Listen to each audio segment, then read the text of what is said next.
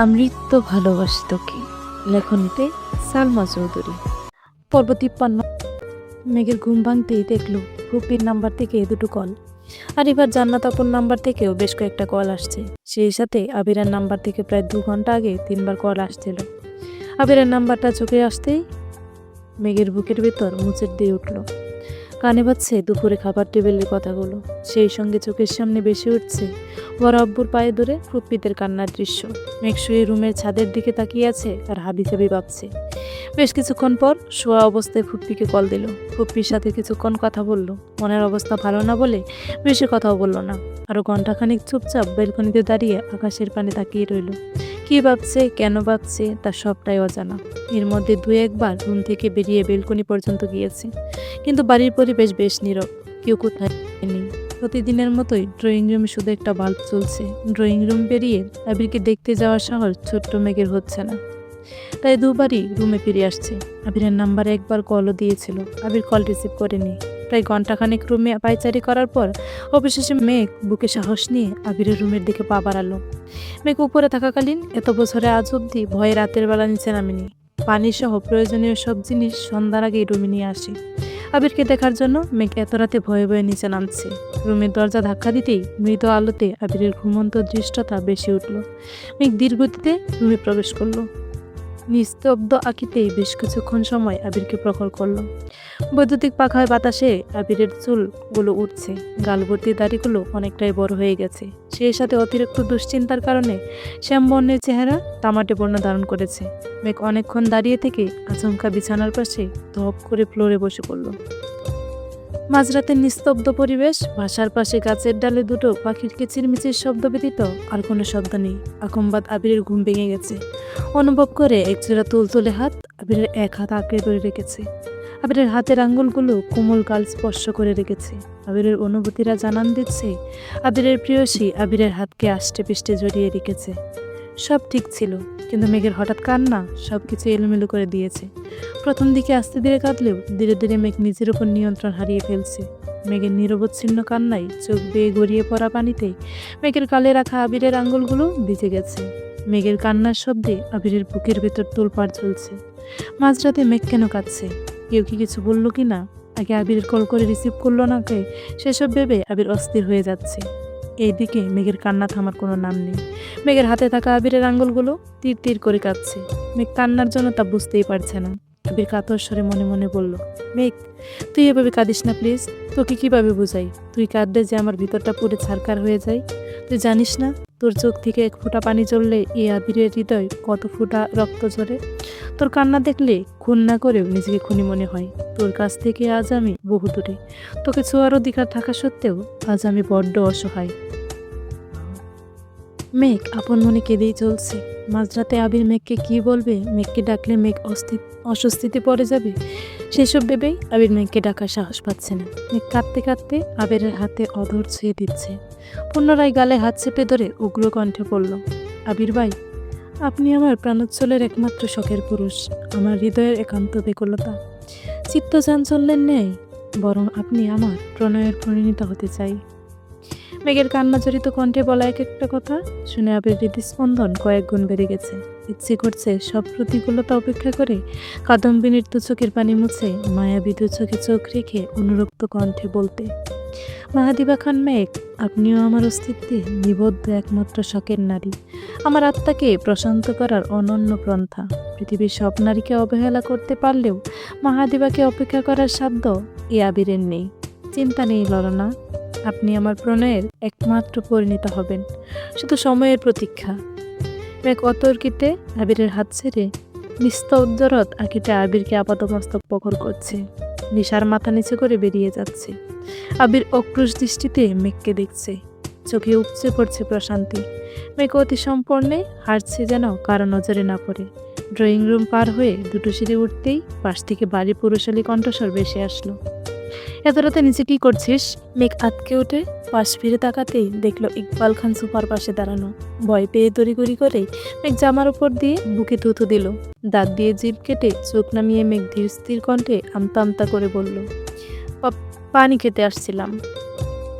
ইকবাল খান গুরুবার কণ্ঠে বললেন, অনেক রাত হয়েছে, ঘুমাতে যায় এখন। মেঘ গার কাত করে আচ্ছা বলে গুটিসুটি মেরে উপরে উঠে গেছে। সময় চলমান। মেঘ নিজের মতো ভার্সিটিতে যায়। অন্যার সাথে টুকিটাকি কথা বললেও মিনহাজ, তামিম, বৃষ্টি, মিষ্টি কারোর সঙ্গে তেমন কথা বলে না। ওদের দেখলে এড়িয়ে যায়। নিজের প্রতি তীব্র ক্ষোভ থেকেই মূলত মেঘেরই কাজ করা। তানভীরও নিজের কাজে ব্যস্ত। বাসায় ফিরে আবিরের সাথে টুকটাক কথা বলে খাওয়া দাওয়া করে ঘুমাই। দেখতে দেখতে 21 দিন পেরিয়ে গেছে। আবিরের পা অনেকটাই ঠিক হয়ে গেছে, মোটামুটি হাঁটাচলাও করতে পারে। এর মধ্যে একদিন সন্ধ্যার দিকে শাকিল সাহেব আলী আহমদ খানকে কল দিয়েছেন আবিরের খোঁজখবর নেওয়ার জন্য। এছাড়া ওনারা খুব শীঘ্রই আবিরকে দেখতে আসতে যাচ্ছেন। কিন্তু আবিরের রাগ দেখে আলী আহমদ খান ডিরেক্ট নিষেধ করে দিয়েছেন। আবির কিছুটা সুস্থ হওয়ার পরেই নিজের রুমে চলে আসছে।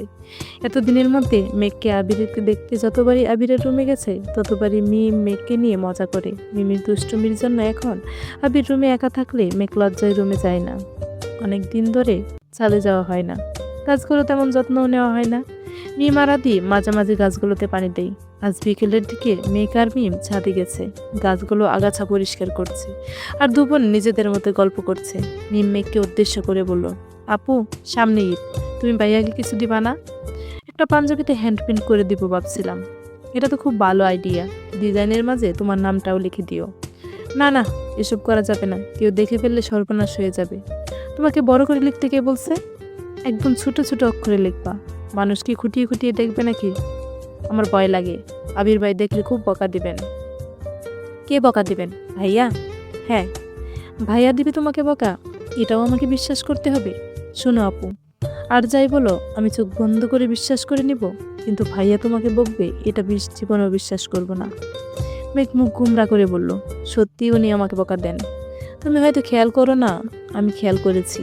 বাসার মধ্যে ভাইয়া একমাত্র তোমার সাথেই কথা বলার সময় মাধুর্য মিশিয়ে মনোরম কণ্ঠে কথা বলে। তোমাকে দেখলেই ভাইয়ার ঠোঁটে হাসি ফুটে ওঠে। বলছে তোরে আল্লাহ, বিশ্বাস করো না, আমি তোমাকে ভাইয়ার কথা বলার পরও আমি বিষয়টা গুরুত্ব দিয়ে খেয়াল করেছি। তোমার প্রতি ভাইয়ার অন্য লেভেলের টান আছে। ভাইয়াকে কিছু আনতে বললে ভাইয়া যতই ব্যস্ত থাকুক, তোমার কথা শোনা মাত্রই সব ব্যস্ততা সাইডে রেখে সাথে সাথে নিয়ে আসে। আমি কপাল কুঁচকিয়ে বলল, ভাবের কথা বাদ দে, আমার ভাইয়ের এত কেয়ার তোমার কাছে ভাব মনে হয়? এমন করলে তোমাকে আমার ভাইয়ের বউ বানাবো না, বলে দিলাম। আর বউ, বাসায় আর আবির ভাইয়ের যে অবস্থা, আমার ভালোবাসা কোনোদিন পূর্ণতা পাবে বলে মনে হয় না। বললেই হলো, সত্যিকারে ভালোবাসা থাকলে পূর্ণতা পাবে ইনশাল্লাহ। এখন তোমাকে যা বলছি তা করো। ঈদের ভাইয়াকে একটা পাঞ্জাবি গিফট, সেটাতে অবশ্যই তোমার নাম থাকতে হবে। আগে আমাকে দেখিয়ে নিবা, বুঝছো? বুঝছি, কিন্তু পাঞ্জাবি কিনতে হবে তো। পাঞ্জাবির সাইজ জানি না, এছাড়া পাঞ্জাবি কিনবো কিভাবে? ভাইয়াকে দেখছিলাম নিচে গেছে, তুমি এখন ভাইয়ার রুমে যাও, ভাইয়ার পাঞ্জাবি থেকে সাইজটা দেখে আসো। আমি বাইরে পাহারা দিব, ভাইয়া আসলে তোমাকে ডাকবো, পরে আম্মুকে নিয়ে শপিংয়ে পাঞ্জাবি নিয়ে আসবো। আচ্ছা চল। আবির নিচে সোফায় বসে কফি খাচ্ছে আর ল্যাপটপে কাজ করছে। ইকবাল খান পাশের সোফায় বসে আবিরের সাথে অফিসের বিভিন্ন টপিক নিয়ে কথা বলছে। মিম বেলকনিতে দাঁড়িয়ে আবিরের দিকে নজর রাখছে। ঠিক আবিরের রুমে ঢুকে ওয়াইড্রোবে পাঞ্জাবি খুঁজছে। আবির কাজের ফাঁকে হঠাৎই উপরে হালকা তাকাতেই মিম থতমত খেয়ে পিছনে সরে গেছে। মিমের এমন কাণ্ডে আবির কপাল কুঁচে সন্দেহের দৃষ্টিতে তাকালো। কিছু একটা ভেবেই আবির বসা থেকে উঠে দাঁড়ালো। ইকবাল খান স্বাভাবিক কণ্ঠে বললেন, কোথায় যাচ্ছিস? আসছি একটু, তাড়াতাড়ি আসিস, কাজ শেষ করতে হবে। হ্যাঁ হ্যাঁ, আসছি এক্ষুনি। আবির তড়িঘড়ি করে উপরে উঠছে। আবিরের ভয়ে মিম নিচে দেখতেই পারেনি। আচমকা আবিরকে বেলকনিতে দেখে মিম আটকে উঠল। গলা থেকে কোনো কথাই বের হচ্ছে না, মেঘকে ডাকতেও পারছে না। আবির বড় বড় কদম এগিয়ে এসে ভারী কণ্ঠে শুধালো, এখানে কি করছিস? মিম এপাশ পাশ মাথা নেড়ে বুঝালো, কিছু না। আবির ফের বলে উঠলো, যা এখান থেকে। মিম বারবার পিছনে ফিরে তাকাচ্ছে। আবিরের তপ্ত দৃষ্টি ভয়ে মেঘকে ডাকতে পারছে না। আবির পুনরায় বলল, কি হলো? মিম মাথা নিচু করে দৌড়ে চলে গেছে। আবির রুমের দরজা চাপিয়ে নিচে গেছিল। এখন দরজা কিছুটা খোলা দেখেই অনুমান করতে পারছে রুমে কেউ আছে। আবির দরজা থেকে রুমে চোখ বোলালো। হঠাৎই আবিরের নজর স্থির হলো। মেঘ আবিরের রুমে বেলকনিতে দাঁড়িয়ে আছে। আবিরের ভ্রু কুঁচকে এগিয়ে গেল সেদিকে। বেলকনিতে আবির আর মিমের কথোপকথন শুনেই মেঘ তাড়াতাড়ি পাঞ্জাবি লুকিয়ে কি করবে বুঝতে না পেরে বারান্দায় চলে গেছে। আবির গুরুতর কণ্ঠে শুধালো, আমার রুমে কি করছিস? মেঘ নিশ্চুপ থেকে আবিরের পাশ কেটে চলে যেতে নিলে আবির আবারও প্রশ্ন করলো, আমার রুমে কেন আসছিলি, তাও আবার পাহারাদা রেখে? মেঘ ভয়ে ঢুক গেলে ধীর কণ্ঠে বলল, এমনি আসছিলাম। মেঘ চলে যেতে নিলেই আবির মেঘের হাত চেপে ধরে। মেঘ আতঙ্কিত নয়নে তাকিয়ে বলল, ছাড়ুন, যাব। রুমে কেন আসছিলে সেটা বল, তাহলে ছেড়ে দেবো। মেঘ আমতা আমতা করে বলল, আপনার রুমে আসা কি নিষেধ? নিষেধ কেন হবে? তোর যখন ইচ্ছে রুমে আসবি, কিন্তু পাহারাদার কেন বাইরে থাকবে? কি করতে আসছিলি বল? চুরি করতে আসছিলাম, হয়েছে? আবির অন্যমনস্ক হয়ে বলল, আর কি চুরি করার বাকি আছে? মানে? আবির মেঘের হাত ছেড়ে মুচকি হেসে বলল, আমার রুমে কি এমন জিনিস আছে যা তোর চুরি করে নিতে হয়? তোর কি লাগবে নিয়ে যা। মেঘ মনে মনে বিড়বিড় করে বলল, সম্পূর্ণ আপনিটাকেই আমার লাগবে, কিভাবে নেব বলুন? আবির কিঞ্চিত হেসে বলল, কি হলো, কিছু খুঁজে পাচ্ছিস না? মেঘ কপাল গুটিয়ে রিনিচিনি হেসে আবিরের দিকে তাকিয়ে শীতল কণ্ঠে বলল, আমি যা নিতে চাই তা আপনাকে দেখে নিতে পারবো না। আবির চোখ বড় করে সম্পূর্ণ রুমের নজর বুলিয়ে উত্তেজিত কণ্ঠে বলল, তাহলে কি আমি ঘুমালে নিতে পারবি? মেঘ ছোট্ট করে বেঞ্চি কেটে বিড়বিড় করতে করতে চলে যাচ্ছে। আবির ঠোঁট খামড়ে হাসছে। মেঘ দরজা পর্যন্ত গিয়েই থমকে দাঁড়ালো। কয়েক পা পিছিয়ে দরজার পাশের দেয়ালে তাকালো। দেয়ালে একটা হাতের ছাপ দেখে মেঘের নজর স্থির হলো। সরু নেত্রে খেয়াল করলো, হঠাৎই মনে পড়ে গেল 2-3 মাস আগে মেঘের রুমে রং করার ঘটনা। মেজের রঙে মেঘের হাতের ছাপ পড়েছিল, শুকিয়েছে বহুদিন আগেই। দরজার আড়ালে ছিল বলে আজ পর্যন্ত মেঘের চোখে পড়েনি। আজ দরজাটা চাপানো ছিল বিদায় মেঘের নজর আটকিয়েছে। মেঘ আবিরের দিকে তাকিয়ে উদ্বিগ্ন কণ্ঠে বলল, এই দাগটাতে রং করাননি কেন? মেঘের কণ্ঠে আবির পিছন ফিরে তাকিয়েছে। মেঘের দৃষ্টি খেয়াল করে নিজেও সেদিকে তাকালো। আবিরের মুখের ভঙ্গি স্বাভাবিক রেখে বলল, লোকের কি খেয়ে কাজ নেই? তুই নষ্ট করবি আর তোরা বারবার রং করবে? বারবার করবে কেন? একবারই তো নষ্ট করেছি, তাও পরে গেছিলাম বলে। আবির উদাসীন কণ্ঠে বলল, বেরঙিন জীবনে রুমে রং করে কি আর হবে?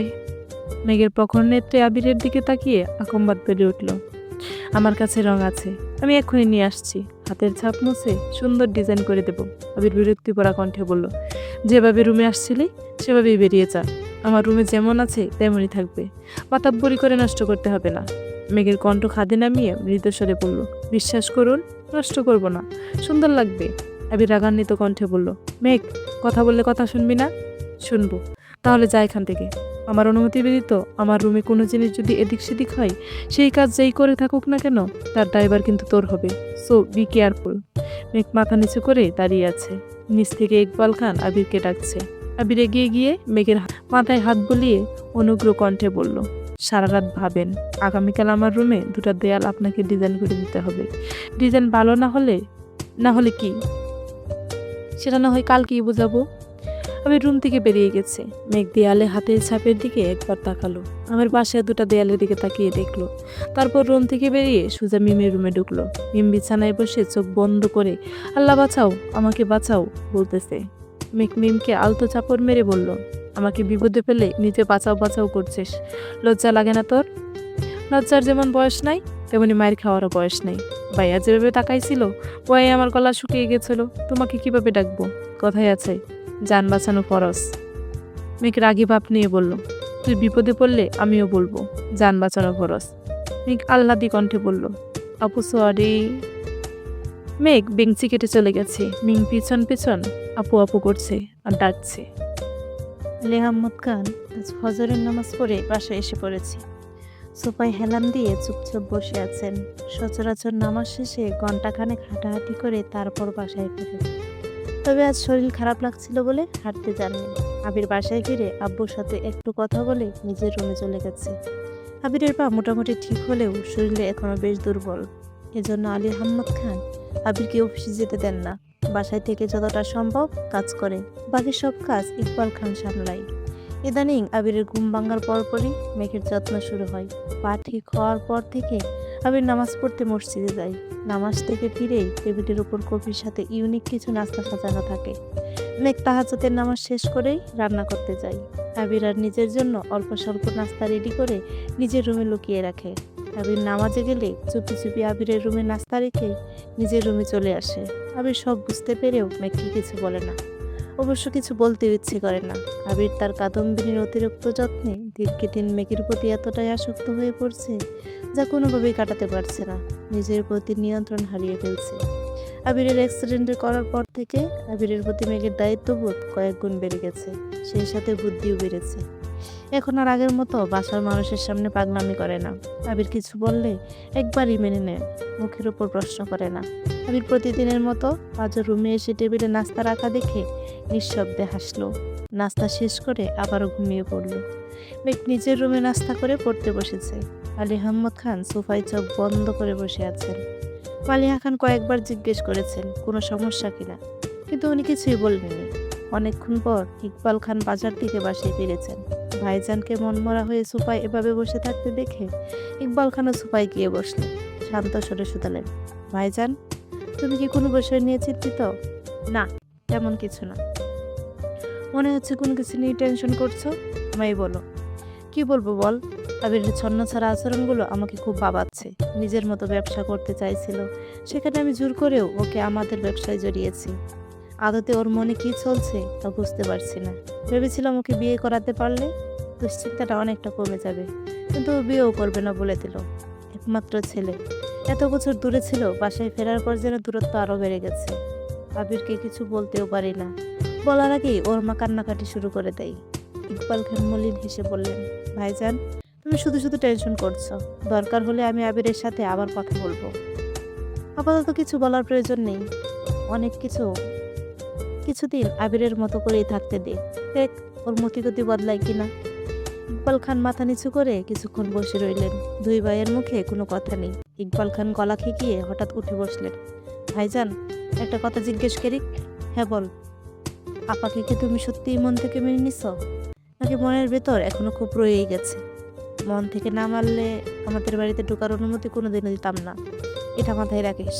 কিন্তু কিন্তু কি? মাত্র দুদিনের সাক্ষাতে আপুদের বাসায় দাওয়াত দিলে, এত সহজে সবটা মানিয়ে নিলে, বিষয়টা সত্যিই অবাক করছে আমায়। আলী আহমদ খান অনচ্ছা হেসে বললেন, তোদের চোখে বিষয়টা দুদিনের ঘটনা হলেও আমার কাছে প্রায় 8-10 বছর যাবৎ চলমান একটা ঘটনা। মানে?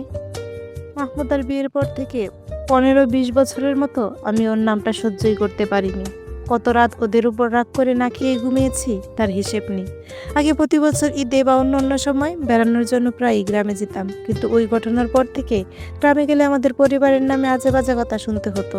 তার জন্য বাধ্য হয়ে গ্রামের সাথে যোগাযোগ পুরোপুরি বন্ধ করে দিয়েছিলাম। নিজের সাজানো সংসারকে বাঁচাতে বাধ্য হয়ে সব ছেড়েছিলাম, এমনকি ঈদেও বাড়িতে পা দেয়নি। সময় আর সময়ের সাথে সাথে অনেক কিছু বদলাতে শুরু করে, কিন্তু আমি আমার নীতি থেকে সরতে পারিনি। হঠাৎ একদিন একটি অপরিচিত নাম্বার থেকে কল আসে। কথা বলে জানতে পারি সে আমাদের গ্রামের মেম্বারের ছোট ভাই মাইদুল। পড়াশোনা শেষে যশোরে চাকরির পোস্টিং হয়, সেখানে যাই। ওইখানে মাহমুদাদের দেখে ফোন নাম্বার সংগ্রহ করে সে আমায় ফোন দিয়ে জানিয়েছে। আমি সেদিন আমার আবেগকে নিয়ন্ত্রণ করতে পারিনি। ওর নামটা শুনে মুখের ওপর কল কাটতে পারিনি। বোনের প্রতি দুর্বলতায় মাইদুলের বলা কথা অনুযায়ী শুনেছিলাম। তারপর থেকে মাইদুল মাঝে মধ্যেই কল দিয়ে মাহমুদাদের খোঁজ খবর জানাতো। কখনো কখনো আমিও কল দিতাম। ওদের ঢাকা আসার খবরও আমি আগেই পেয়েছিলাম। এমনকি আমি মাহমুদা আর ওর মেয়ে আইরিনকে আমি আগেও 2-3 বার দেখেছি। এতদিন আমাদের কিছু জানাওনি কেন? কিভাবে জানাতাম, আর কি বা জানাতাম? তুমি আপাকে সত্যিই মাফ করছো? যেদিন শুনেছিলাম ওর হাজবেন্ড হার্ট অ্যাটাক করেছে, সেদিনই আমি ওদের মাফ করে দিয়েছিলাম, কিন্তু নিজের নীতি থেকে নড়তে পারিনি। মনের উপর যে শক্ত আবরণটা পড়েছিল সেটাকে সরাতে পারিনি। নিজের জেদ আর আক্রোশেই নিজেই বন্দী হয়েছিলাম। তারপর হঠাৎ যখন মাহমুদা আর জান্নাতকে দেখলাম, আর মাহমুদা আমায় ভাইজান বলে ডাকলো, ওর ডাকে সেদিন মনে হয়েছিল আমার বুকের উপর থেকে 28 বছর যাবৎ জমা বিশাল আকৃতির পাথরটা সেই মুহূর্তে বিলুপ্ত হয়ে গেছিল। ইচ্ছে হয়েছিল ছোটবেলার মতোই সব বলে বোনকে কাছে টেনে নিতে, কিন্তু আমি পারিনি। আমার মন সায় দিলেও আমার হাত পা সায় দেয়নি। তারপর থেকে তোর ভাবি আর আবির মোজাম্মেল আমাকে অনেক বুঝিয়েছে, তাই সব কিছু বলে ওদের ডাকার সিদ্ধান্ত নিয়েছি। বাঁচবো আর কতদিন? রক্তের সম্পূর্ণ ছিন্ন করে মরেও শান্তি পেতাম না। ইকবাল খান নিস্তব্ধ হয়ে বসে আছেন, কিছু বলার ভাষা নেই ওনার। বোনের প্রতি বড় দুই ভাইয়ের মতো ইকবাল খানেরও ভালোবাসা প্রবল ছিল। মাহমুদা খান আর ইকবাল খান মোটামুটি সমবয়সী ছিল বিধায় দুজনের সম্পর্কটা বেশ মজবুত ছিল। মাহমুদা খানের ছায়ায় বড় হওয়া ইকবাল খান হঠাৎই বোনকে হারিয়ে এলোমেলো হয়ে উঠেছিল। তার পরপরই মাকে হারিয়েছিল। সব মিলিয়ে ইকবাল খানের জীবনটা বলতে গেলে অনেকটা ছন্নছাড়া ছিল। এরপর থেকে বড় দু ভাইয়ের শাসনই বড় হয়েছে। ভাইদের কথা মতো ব্যবসার কাজে রাজশাহী থাকতে শুরু করে, আর সেখানে থাকায় বাসার মালিকের মেয়ের সাথে সুসম্পর্ক গড়ে ওঠে, যার পরিণত হয়েছিল কোনোদিন রাজশাহী বিভাগে পা রাখতে না পারা। সংসারের মায়াজালে আটকে গিয়ে রাজশাহীর রমণীকে ভুলতে পারলেও বোনের প্রতি দুর্বলতা কাটাতে পারিনি। ঢুক রেখে দিচ্ছে বহু রাত। সকালে খাবার খেয়ে 3 ভাই অফিসে চলে গেছেন। মোজাম্মেল খান আবিরকে অফিসে যেতে বলেছিলেন, কিন্তু আবির আর ইচ্ছা করেই অফিসে যায়নি। আবির রুমে না থাকলে মেঘ আবিরের সব জিনিসপত্র ঘাটাঘাটি করতে পারে, সেই ভেবেই আবির কোথাও যায়নি। প্রায় 11:30 নাগাদ মেঘ আবিরের রুমে আসছে। আবিরের রং সহ প্রয়োজনীয় সব সরঞ্জাম আগে আনিয়ে রেখেছিল। মেঘ মিষ্টি কণ্ঠে শুধালো, এখন আর্ট করব? তোর যখন ইচ্ছে করতে পারিস, আমার কোনো সমস্যা নেই। আমার পছন্দের ডিজাইন এঁকে দেব? অবশ্যই। মেঘনেট থেকে দেখে কয়েকটা সুন্দর ডিজাইন আগেই বের করে রেখেছিল, সেগুলো একটা এখন করতেছে। মেঘের পরনে সুতির কাপড় 3 পিস, গলায় ওড়না 2 পেজ দিয়ে সামনের দিকে রেখেছে। ঘন কালো লম্বা চুলগুলো আজ আগে থেকেই সামলে এসেছে, চুলগুলো পেঁচিয়ে কাঁকড়া দিয়ে আটকে দিয়েছে। মেঘের গাঢ় উন্মুক্ত ছোট ছোট চুলগুলো ঘাড়ে পড়ে আছে। আবির ল্যাপটপে কাজ করছে আর মাঝে মাঝে মেঘের দিকে তাকাচ্ছে। মেঘ সরাসরি না দেখলেও আবিরের নজর সে ঠিকই বুঝতে পারছে। অস্বস্তিতে বুকের ভিতর ধুকপুক শুরু হয়ে গেছে। নাকের ডগায়, কপালে, থুতনিতে উপরে ঘাম জমে একাকার অবস্থা হয়ে গেছে। হঠাৎই আবিরের ফোন কল বেজে উঠল। আবির যথারীতি ফোন কানে নিয়ে বেরিয়ে গেছে। আবির বের হতেই মেঘ স্বস্তির নিঃশ্বাস ছাড়ল। আবির রুমে নেই দেখে মেঘ কাজের গতি বাড়াচ্ছে। তাড়াতাড়ি ডিজাইন শেষ করতে পারলেই বাঁচে। আচমকা মিম দরজায় দাঁড়িয়ে কাশতে শুরু করলো। মেঘ বুঝতে পেরেও পিছন ফিরে তাকালো না। মিম রুমে না ঢুকে দরজায় দাঁড়িয়ে কেসেই যাচ্ছে। মুহূর্তের মেঘের চোয়াল শক্ত হয়ে গেছে। মিমের দিকে অগ্নিদৃষ্টিতে তাকিয়ে হুঙ্কার দিল, আজকে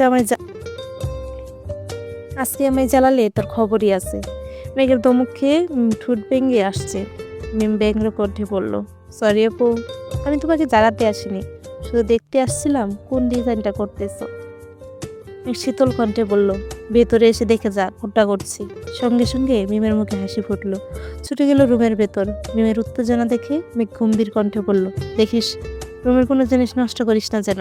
মিম সম্পূর্ণ রুমে চোখ বুলিয়ে আমোদে কণ্ঠে বলল, ও মা, এখন থেকে এই ভাইয়ার রুমের দায়িত্ব নিয়ে নিয়েছ? মেঘ মুচকি হেসে বলল, আমি দায়িত্ব নেব না তো কে নেবে? মিম হেসে বলল, আমিও সেটাই বলি, মণিমুক্তা তো আর দায়িত্ব নিতে পারবে না। মেঘ কপাল কুঁচকে ভারী কণ্ঠে শুধালো, মণিমুক্তাকে? মিম হাসতে হাসতে বিছানার পাশে বসে পড়েছে। মিমের হাসি দেখে মেঘের চোখ আরো সরু হয়ে গেছে। কপালে কয়েক স্তর বাজ ফেলে তাকিয়ে আছে। মিম টুটে হাসি রেখে বলল, ধরো তোমার সব। মেঘ চেঁচিয়ে উঠে বলল, মিম। মিম দৌড়ে রুম থেকে বেরিয়ে গেছে। মেঘ রাগে কিছুক্ষণ দরজার দিকে তাকিয়ে থেকে পুনরায় কাজে মনোযোগ দিল। কিছুক্ষণ পর মিম আবার আসছে। বিছানার পাশে দাঁড়িয়ে মোলায়েম কণ্ঠে ডাকলো, আপু। আবার কি হয়েছে? তোমাকে দেখতে আসছি। কেন? আমার কি রূপ বের হয়েছে? তোমার এই রূপের আগুনে ভাইয়া এমনিতেই পাগল হয়ে গেছে। এর চেয়ে বেশি রূপ যদি বের হয় তাহলে ভাইয়া আর সহ্যই করতে পারবে না। মিম, তোর মুখটা বন্ধ রাখবি? উনি যদি এসব শুনতে পায়, আমাকে আর তোকে দুইটাকে আধমরা করে ফেলবে। তোমার উনি বসে বসে প্রেম করতেছে, এখন আসবে না। কার সাথে প্রেম করে? হবে তোমার চেয়েও সুন্দরী কেউ। এক রাগে গজগজ করতে করতে বলল, তুই যাবি এখান থেকে? মিম ভিড় করতে করতে রুম থেকে বেরিয়ে গেছে। মৃদু বাতাসে মেঘের সামনের দিকের চুলগুলো এলোমেলো হয়ে গেছে, চোখ মুখে ঝাপসা পড়ছে। মেঘের 2 হাতে রং ভরে আছে, তাই ঠিক করতে পারছে না। মিমের সাথে কথা বলতে বলতে মেঘের হাতের কবজি দিয়ে চুলগুলো ঠিক করার চেষ্টা করছে, কিন্তু পারছে না। বাধ্য হয়ে পুনরায় ডাকলো, মিম। ততক্ষণে মিম বেরিয়ে গেছে। ব্যালকনিতে আবিরকে আসতে দেখে মিম দ্রুত পাশ কাটিয়ে রুমে চলে গেছে। মেঘ উচ্চ স্বরে মিমকে ডাকছে। মেঘ যে দেয়ালে ডিজাইন করছে সেটা থেকে দরজা সম্পূর্ণ বিপরীতে অবস্থিত। রুমে হঠাৎ কারো অস্তিত্ব বুঝতে পেরে মেঘ বলিষ্ঠ কণ্ঠে বলল, এতক্ষণ ধরে ডাকছি, আসছিলি না কেন? আমার চুলগুলো ঠিক করে দিয়ে যা। আবির বিছানার উপর ফোন রেখে মেঘের কাছে এলো। মেঘের কাছাকাছি এসে স্বাভাবিক কণ্ঠে বলল, এদিকে ঘুর। আবিরের কণ্ঠ শুনে মেঘ চমকে উঠে পিছনে ঘুরল। মেঘ পিছনে ঘুরতেই আবিরের ঘনিষ্ঠতা অনুভব করলো। আবির ঠিক মেঘের সম্মুখে দাঁড়ানো, মাঝখানে কেবল কয়েক ইঞ্চি ক্যাপ। আবিরের গা থেকে আসা তীব্র গন্ধে মেঘের মাতাল হওয়া অবস্থা। শ্বাসরুদ্ধকর পরিস্থিতি সামলাতে মেঘ ঢুক গিলে উষ্ণ কণ্ঠে বলল, সরি, আমি ভেবেছিলাম মিম আসছে। আবির নেশাক্ত দৃষ্টিতে তাকিয়ে প্রশ্ন করলো, কেন? আমি ঠিক করে দিতে পারি না? মেঘের হৃদস্পন্দন কয়েক গুণ বেড়ে গেছে, বুকের ভেতর তোলপাড় শুরু হয়ে গেছে, মস্তিষ্কের নিউরন অনুরণ হচ্ছে, শ্বাসনালীতে তুফান, গলা শুকিয়ে কাঠ। উত্তর দেওয়ার মতো অবস্থা নেই। জানালা দিয়ে আসা আনন্দ প্রবণে মেঘের ছোট বড় চুলগুলো দুল দুল বাতাসে। দু একটা চুল চোখে লাগতেই মেঘ চোখ বন্ধ করে ফেললো। চোখ বন্ধ রেখে মেঘ চুল সরানোর জন্য রং রাঙানো হাত তুলল। আবির সহসা মেঘের হাতের কবজিতে ধরে থামিয়ে দিল। আবিরের স্পর্শে মেঘ আবার চমকে উঠল। মেঘ হতবিম্ব হয়ে তাকিয়ে আছে। কয়েক মুহূর্ত নিগুড় দৃষ্টিতে ড্যাব ড্যাব করে তাকিয়ে রইল। মেঘের এক হাত আবিরের হাতে বন্দি। বাতাসের হাত থেকে চোখকে বাঁচাতে মেঘ এবার অন্য হাত তুলতে নিলে মেঘের আগেই আবির সেই হাত অন্য হাত দিয়ে মেঘের কপালের দুই আঙ্গুল ছুঁয়ে কপাল থেকে চুল সরিয়ে কানে গুঁজে দিতে লাগলো। আবিরের অনমনীয় হাতের স্পর্শে মেঘের ভেতরটা ছটফট করছে। আবেগে মেঘের দু চোখ বন্ধ হয়ে গেছে। আবির খুব যত্ন সহকারে 2-3 বার চুল সারানোর চেষ্টা করলো। মেঘ নিজেকে সামলে আচমকা চোখ মেলল। নিজের মনের বিরুদ্ধে সর্বোচ্চ শক্তি দিয়ে উচ্চস্বরে বলল, ছাড়ো নামাই। আবির গম্ভীর কণ্ঠে বলল, ছাড়তেই যখন বলবি তবে এত আকৃষ্ট করিস কেন আমায়? আবিরের কথা শুনে মেঘ বিপুল চোখে তাকালো। আবিরের বিশ্রান্ত চাহনিতে মেঘের অনুভূতির অবকাশ জুড়ে প্রজাপতিরা ঢানা মেলে উঠতে শুরু করেছে। মেঘের আদলে লিপ্তি আছে প্রমত্ততা, মনের অনুরাগে সুর বাজছে। মেঘের বয়ঃসন্ধির প্রথম প্রেম আবির ভাই, সে আবির ভাইয়ের ঘনিষ্ঠতা উন্মাদ করে তুলছে মেঘকে। আবিরের বলিষ্ঠ ব্যক্তিত্ব বহুদিন আগেই মেঘের মনকে দুর্বল করেছিল। আবির ভাই নামক অসুখ বাসায় বেঁধেছিল ছোট্ট মেঘের মনে। সেই অসুখ সারানোর ওষুধ আজও আবিষ্কৃত হয়নি। আবির নীরের দৃষ্টিতে মেঘকে দেখেই যাচ্ছে। মেঘ বৃহৎ আঁখিতে তাকিয়ে আছে আবিরের চোখের দিকে। কারো মুখে কোনো শব্দ নেই। মেঘ ঘুরের মধ্যে থেকেই আকম্বাদ পিছন চলে যাচ্ছে। 2 থেকে 3 কদম পেঁচাতেই আবিরের হাতে থাকা মেঘের হাতটা টান পড়ে। অমনি আবিরের মনোযোগে বিঘ্ন ঘটে। দেয়ালে বদলে পেঁজা রং। মেঘ বেখেয়ালিভাবে পিছাচ্ছে দেখে আবির মেঘের হাতের কবজি ধরে টান দিতেই মেঘের ছোট্ট দেহ আবিরের পেটে আর বুকের মাঝামাঝি অবস্থানে ধাক্কা লাগে। আচমকা আক্রমণে মেঘের গা কেঁপে উঠল। মেঘের দৃষ্টি আবিরের বুকের দিকে। আবির দীর্ঘ নিঃশ্বাস ছেড়ে তপ্তস্বরে বলল, কারো প্রণয়ের পরিণীতা হতে চাইলে তার অনুষঙ্গে নিষ্ঠুরতা সহ্য করার প্রবলতা থাকতে হবে। অনাম্বরে কাঙ্ক্ষিত অভিলাষ অপূর্ণ থেকে যাবে। মেঘ কোনোভাবেই ধাতস্থ করতে পারছে না। প্রথম বিলম্বনায় মেঘের মুখে ফ্যাকাশ হয়ে গেছে। মেঘের মনে একটা প্রশ্ন আশঙ্কা আঘাত আনল। ওই দিন রাতে কি আবির ভাই সজাগ ছিল? তবে কি আমার সব কথা শুনে ফেলেছেন? মেঘের চিবুক লজ্জায় নেমে গেছে। আহত দৃষ্টিতে তাকিয়ে আছে আবিরের হাতে বন্দি নিজের হাতটার দিকে। নিজেকে বাঁচানোর জন্য আর কোনো উপায় নেই। দিশেহারা হয়ে আবিরের কাছ থেকে কিছুটা পিছিয়ে আসলো। আচমকা আবির মেঘের হাত ছেড়ে তড়িৎ বেগে মেঘের কোমল অনিষ্ট কোমর আঁকড়ে ধরল। অমনি মেঘের মেরুদণ্ড সোজা হয়ে গেছে। আবির এক টানে মেঘকে নিজের সঙ্গে মিশিয়ে ফেলেছে। মেঘের প্রখর নেত্রে তাকালো আবিরের দিকে। চোখ দুটো রসগোল্লার মতো বড় হয়ে গেছে। নিঃশ্বাস গলায় আটকে আসছে। আবিরের সম্মোহনী দৃষ্টিতে মেঘের মন তুষারের ন্যায় জমে গেছে। প্রত্যাশিত ব্যক্তির অপ্রত্যাশিত স্পর্শে ভেঙে চড়ে দিচ্ছে মেঘের পিঞ্জরে আবদ্ধ হৃৎপিণ্ডকে। দীর্ঘ সময় পর মেঘ সর্বশক্তি দিয়ে নিজের ভেতরে আবদ্ধ নিঃশ্বাসটা ছাড়ল। মেঘের ধারালো চাহনি নীরব আবিরাজ বারংবার ধৃত হচ্ছে। তবুও মেঘের সিক্ত দৃষ্টতা থেকে নজর সরাতে ব্যর্থ হচ্ছে। মেঘের শরীর মাত্রাতিরিক্ত ঘামতে শুরু করেছে। মুহূর্তে সুতি জামা ভিজে গায়ের সঙ্গে লেপ্টে গেছে। মেঘের শরীরে তীব্র কম্পনে আবিরের হাতও কাঁপছে। ঘামের কারণে জামার উপর দিয়ে আবিরের হাতে 5 আঙ্গুল ভিজে গেছে। মেঘ স্তব্ধ হয়ে দাঁড়িয়ে আছে। আবির গভীর দৃষ্টিতে মেঘকে দেখছে আর ঠোঁট চেপে হাসছে। মেঘ ভুলে গেছে হাত ভর্তি রঙের কথা। মুখের ঘাম মুছতে হাত তুলতেই আবির অন্য হাত দিয়ে মেঘের হাতে স্পর্শ করলো। মেঘের হাতে লেগে থাকা ঘন রঙের আবিরের হাত ভরে গেছে। মেঘের দৃষ্টি সেদিকে পড়তেই তড়িঘড়িতে হাত সরাতে চাইল। ততক্ষণে আবিরের 5 আঙ্গুলে মেঘের আঙ্গুলগুলো আবদ্ধ হয়ে গেছে। মেঘ সুদীর্ঘ সময় নিয়ে শ্বাস ছেড়ে আর্তনাদ করে বলতে নিল, আমাকে আবির মেঘের হাত ছেড়ে এক আঙ্গুলে মেঘের ঠোঁট স্পর্শ করলো।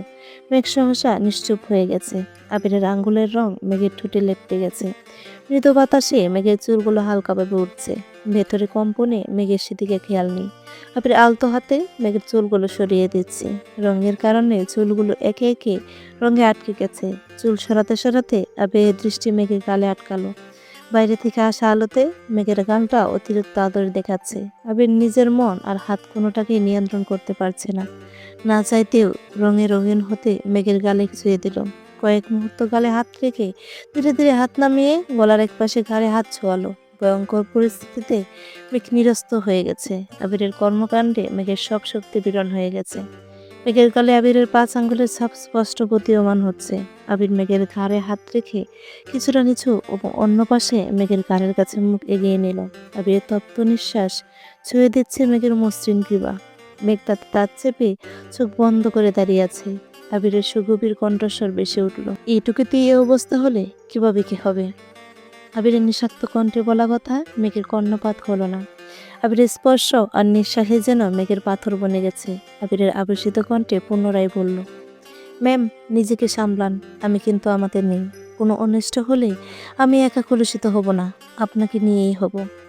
আবিরের কথা মেঘের কানে ঢুকেছে কিনা জানি না।